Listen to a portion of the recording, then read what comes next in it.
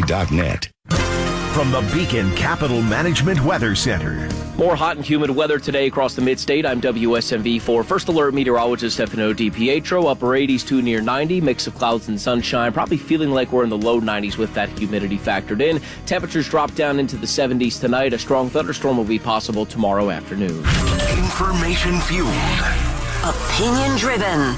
This is Nashville's Morning News with Dan Mandis. And so, my fellow Americans, we talk news. 7:07, Nashville's Morning News on Super Talk 99.7 WTN. Welcome on in, and Jay Harper's here filling in for Joan Jones. Louie is training. Thank you, Louie, doing a great job. I call Louie. Yes. Brian Wilson's here as well. Hey, Brian. Hey, what's going on, Dano? How was your vacation? It was fantastic. I drank a lot of rum. Do you like rum? I love fruity rum drinks. Listen, if it had an umbrella, I was all over it. Let me say that this is a thing in my family, and that when we go out to eat, somebody says, "Well, you gonna get a cocktail?" Yeah, I like the fruity rum drinks. Yeah, I do. I've always liked them. I have a sweet tooth anyway, and my wife will get like an old fashioned. And invariably they will come and try to give me the old-fashioned and give her the fruity drink. And then there's that awkward moment where, no, we have that backwards. Amy and I have the same dynamic. Yeah, I know. She's getting like a Jack and Coke. Yeah. And I'm getting, some sort of a rum-based kind of a thing. Yeah. So, or she's getting, margaritas. I happen to know that you like margaritas. I do. So we have a margarita machine at the pool. I did tell Amy, because by the last couple of days, man, I was like done drinking. Yeah. So I just got a Coke, but I told Amy, listen, if anybody asks, it's a Jack and Coke. So there you go. Yeah. Hey, by the way, Wilson Wednesday is brought to you by the Wellness Institute of Nashville. Thank you for that. All right, real quick. By the way, I just want to say it's really great to share the stage here and be on the radio with a well-known newt snuggler. Do you know what a newt is? I know what a newt is. Not Newt Gingrich, trust me. Yeah. No human wants me snuggling them, sadly. But do you know what newts are? Yeah. I guess they're salamanders. Right. Have you ever seen them, swim? Yeah, they're adorable. They're adorable, and they swim like they're muscular. I just got to say, Dan, this is a little strange. All right, most people, and by the way, as long as we're on the topic of animals very quickly, yes, I just want to say that I've checked around, and most of the people that I've conferred with in bucolic Watertown believe that we should be a sanctuary city for zebras. Okay. So the zebra is welcome in Watertown. I've been calling for a free the zebra. Free zebra zone. I mean, he is well earned. Yeah. His freedom. Isn't this a great story? And as far as I know, I saw something last night posted that they'd been in touch with the sheriff's office, and they said the zebra is still at large. So I believe that it could actually, it could be anywhere at this point. I mean, it could certainly be in Lebanon. Yeah. And what I need you to do is I need you to take, what is it you call your vehicle there? Oh, the red, what do we call it? The Red Radio Racer? The Red Radio Racer. I need you to just get in the Red Radio Racer. Red Radio Flyer. Red Radio Flyer. And I need you to just drive around and see if you can find the zebra and do some live remotes from the that'd be yes. And also, whatever you do, don't try to snuggle the zebra. Did you know that zebras were actually very mean? I've heard that. Yeah. They're Ken Weaver believes this to be true.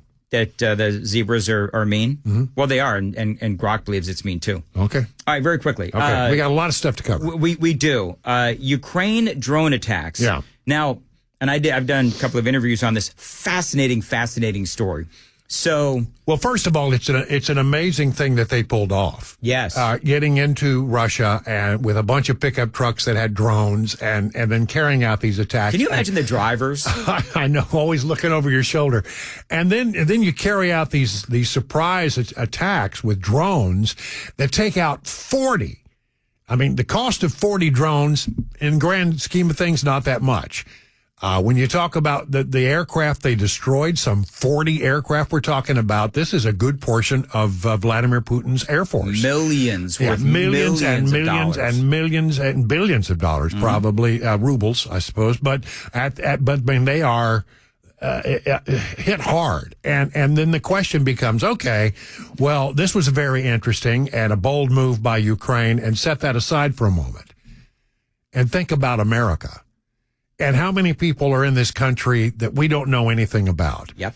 And they could come in here and carry out a very similar operation, and we would be not prepared for it. We're clearly not prepared. We're not prepared for it. Donald Trump knows this. Yesterday at the White House, there was some talk about some things that he was going to say on this topic, and I think he wants to address in ways that we can prepare for a different kind of warfare. I mean, this is asymmetrical warfare. It's very different, and we just aren't prepared for it. And we could lose a lot of stuff if somebody were to be as clever as the Ukrainians were, and deploying this drone technology. And it's something that I've been saying this from day one. We don't know who's here. We don't know what they're up to. But if they were to pull off something like that, it would be like it would be as bad as the attack on Pearl Harbor. Yeah, it would. And you have no real way to, number one, prevent it, as far as I can tell. Well, there is technology, but we don't have it deployed.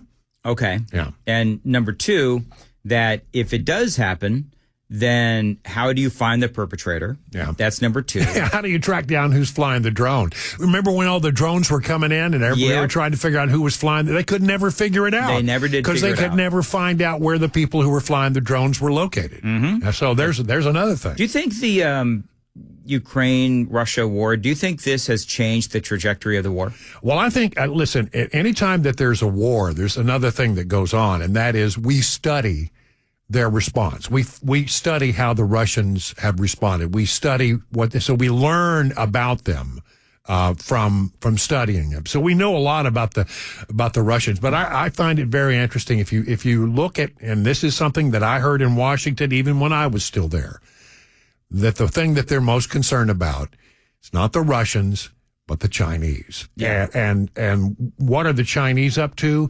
The statement from Pete Hegseth when he was overseas again at an Asian meeting, he was talking all about China and the concern and how there might something might even be imminent. Yep. Well, that's going to be a bad day for the world when that happens. Well, and we all know in the news today, I spoke about it in the 5 o'clock hour, that United States, this is a headline from the Associated Press, says it broke up efforts to bring toxic fungus to a Michigan lab from China. I mean, this is terrifying. It is scary. And I don't know. There are still people who are apologists for China. And, we get all that fentanyl that comes across our southern border, courtesy of China. Now this, of course, we could go down the road of COVID. But, I mean, it is shocking to me that there are still people who believes that China is not a sheer, serious enemy of our country. Having been to China a couple of times, I find the Chinese people to be lovely. I find the government of China to be terrifying. Yeah, absolutely. Absolutely. 7:15, coming up, the big, beautiful bill. Is it beautiful or is it ugly? More with Brian Wilson coming up. Time to check the roads on WTN. Nashville Zoo, Nolensville Pike is closed between McNally Drive and Wheeler Avenue. Use caution. Bellevue, 40 eastbound before Bellevue. Accident blocks the right lane. Delays from McCrory Lane. No problems on 24 or 65. I'm Christy O'Brien. At 7:16, as far as your weather today, partly cloudy, a high of 90. 67 now at WTN. Brian Wilson is joining us here in studio on WTN. All right, everybody's talking about the big, beautiful bill. In your opinion, is it beautiful or is it ugly? Well, I'm really conflicted about this because I think that they make great progress, and they sent over from the House to the Senate. Not a bad measure. There are a lot of good things in there. I always take pause when I hear people like Rand Paul, who say, there's just not enough cuts here. This is a rounding error. We could do better. I hear Ron Johnson saying the same thing. And then I hear the speaker say, it was a heavy lift to get this passed. This is the best we can do given, my constraints over here where the votes are very narrow and this is what we can pass. Yeah. And so he's asking the Senate not to do much. Here's the thing that I think is countervailing and not getting enough attention. And that is there are counterbalancing measures and efforts that the Trump administration is taking that seem to be working. I mean, for example, inflation, We were told, here comes inflation. You get ready because here's going to be the inflation when all of this tariff stuff kicks in. Haven't been there. Nope. It's been completely manageable. And then the news from the Atlanta Fed that they predict that GDP is up in the second quarter. The second quarter, 4.6%, on track for like a 6% GDP growth this year. That's huge. That's huge. Yeah. So, I mean, the economy, as I've always said, if you get out of the way and get government out of the way and let the free enterprise system do what it does, it will take care of itself. So, low gas prices, we're cutting spending, we're getting billions into the Treasury through the tariffs. All of those things are countervailing forces. Now, at the end of the day, do I want as many cuts as we can get? Yes. But I also, having been somebody who walked those hallways on Capitol Hill for a lot of years, understand that politics is the art of the possible, and you've got to get what you can get today. I've never been 100%er. Yeah, you got to have it all or nothing. Yep. I've never been that guy. I always say, like Ronald Reagan did, if you get 70% of what you want, take it. And go and run with it and then live to fight another day. That's always been my philosophy. So I guess I'm more toward it being a big, beautiful bill. But I am paying attention to voices like Rand Paul. Is it typical, normal, that you have one side that says that it will add to the deficit, it'll add to the debt, and another side that says it'll lower the deficit and lower the debt? Well, because you've got two competing, completely opposite and here's arguments. where that's at. I mean, there's a little thing called the Congressional Budget Office, and they do scoring on this kind of stuff, but they don't do dynamic scoring. And dynamic scoring takes into consideration those counterbalancing measures and takes those into account. CBO doesn't do that. So, the CBO numbers, I think when the Speaker of the House, Mike Johnson, says, well, the CBO numbers are what the CBO numbers are, but they don't consider these other factors at play, which we have evidence is actually working. Mm-hmm. So, I kind of think that it's a pretty good bill as far as it goes. I wish it would go a little further, perhaps, but I'm not at all unhappy about this. And we're going to grow our way. The economy is going to grow its way out of the problems that we have, and I believe that to be true. CBO doesn't look at that at all, and that's why there are these two very diverse opinions. Yeah, and I've always said that economic numbers and these kinds of things, and you may be able to relate to this, they're kind of like radio ratings. You can make a story out of anything. Yeah. Do you know what I mean? Yeah. So for me, I mean, I'm like you, very conflicted about it. When Rand Paul does come out, because he's like, one of those people that I always look to. Yeah. And he's been right about so much. He absolutely has. He's a thoughtful guy. Real quickly, I know last week there was a lot of talk about what was happening with the mayor, and this actually obviously broke several weeks ago. Right, the mayor doxing the ICE agents and so forth. I don't know, man. Where are you at with all of this? Do you really think that the mayor will face the ire of the Department of Justice? Well, I don't know. I think it's interesting what Tom Homan said is that, okay, if you want to be against us, then we'll just flood. The quote was, flood the zone. We'll bring in the DEA. We'll bring in the FBI. We'll bring in the ATF. We'll bring in ICE. We'll bring in everybody that we can bring in, and we will flood the zone if you're not going to cooperate with us. The thing about it is you can't have a sanctuary city in the state of Tennessee. It's against the law. It's against the law. So what I feel is going on here is it feels like that we have a sanctuary city. They just won't call it a sanctuary city. And the fact of the matter is that people who are in this country illegally are getting a lot of help from someplace. Is it the government or is it the non-governmental organizations that the city works with? I think these are all really fair questions. Well, I mean, you wrote a piece, and I don't know if you talked about it last week, but where you've got these non-governmental organizations or whatever you want to call them, these activist groups, and they are getting federal funding that was handed to them through grants that were handed to them by the city. Yeah, and they can't even track where the money went or how it was spent. And there's also there's an office within the mayor's office called the direct. There's a person called the Director of New Americans, but the organization is called the Mayor's Office on New and Indigenous Americans. And there's a full-time employee, makes about $111,000 a year, who works in the mayor's office. And I asked them, I said, who does this person report to? Does this person report to the mayor? And I got the answer back.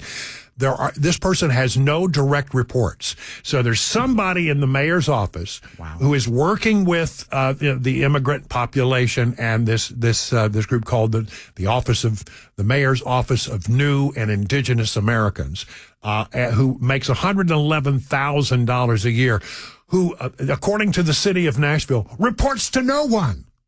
But then why do they call it the mayor's office of? Do you not? And the budget comes through the mayor's office budget, but there's no breakout. We don't know how much money is actually spent on this effort. How can you have a government job, a city job, with no accountability, of course? I just thought it was shocking that their position was, this person works in the mayor's office. Yeah. Budget comes from the mayor's office, $111,000 and change a year. And she reports to no one. Absolutely insane. Yeah. We ought to try to get her on one of the shows. Mm-hmm. Name's Jackie Gomez. Jackie Gomez. All right. I'm sure that she'll come on Nashville's Morning News. Yeah. Brian, thank you very much. Always a pleasure. And you're going to do something interesting later today. You want to talk about it? Well, I'm just going to. I have some friends who reached out to me, knowing of my love of music, and asked me if I wanted a tour of their studio. I'm going over to, as soon as I leave here, right over to Blackbird Studio, which sounds so cool. Apparently everybody in the world in this town has apparently at one time or another recorded in Blackbird Studios. So I'm really anxious because I love that kind of stuff. And I do too. I have my little home studio, and I always learn stuff when I go to see the big boys and how they do it. All right, man. We'll have fun. Brian Wilson, Wednesdays Good to see you, Dano. Good to see you as well. Brought to you, of course, by our friends at the Wellness Institute of Nashville. Jay Harper is got the newscast at 7:30. Jay. Yes, sir, Dan. A hit-and-run driver here in Nashville, allegedly an illegal immigrant. Also, U.S. military recruitment on the upswing. And a Rutherford County ADA has been arrested. We'll fill you in on all of that at 7:30 on Super Talk 99.7 WTN. Chad Benson on demand, because what he said already motivated you to send that complaint email. I think it's going to be a hell of a thing. It must be worth hearing again, right? Subscribe to the Chad Benson Show on your favorite podcast platform.